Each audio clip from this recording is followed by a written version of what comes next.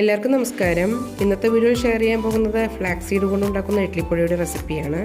ആദ്യം flax seed വറുത്തെടുക്കാം. ചൂടാകുമ്പോൾ പൊട്ടി വരാൻ തുടങ്ങും, അതുവരെ ഫ്ലാക്സ് സീഡ് വറുത്തെടുക്കണം.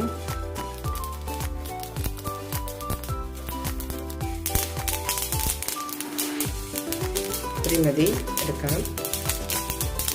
ഇനി ഇതിലേക്ക് ഉഴുന്നിടാം, കടലപ്പരിപ്പ്, അരി, ജീരകവും കുരുമുളകും നന്നായി വറുത്തെടുക്കാം. ഇതിലേക്ക് കുറച്ച് കറിവേപ്പില കൂടി ഇടാം. കറിവേപ്പില നല്ല ക്രിസ്പി ആയിട്ടുണ്ട്. പരിപ്പുകളും ചെറുതായി ചുവന്നിട്ടുണ്ട്. ഇത്രയും മതി. ഫ്ലെയിം ഓഫ് ചെയ്യാം. എല്ലാം നന്നായി തണുത്തിട്ടുണ്ട്. പൊടിച്ചെടുക്കാം. പൊടിക്ക് ആവശ്യമുള്ള ഉപ്പിടാം. ഇനി ഇതിലേക്ക് 3/4 ടീസ്പൂൺ കായപ്പൊടിയും 1 ടീസ്പൂൺ കാശ്മീരി മുളക് പൊടിയും ഇടാം. ചെറിയ തരികളോട് കൂടിയാണ് പൊടിച്ചത്.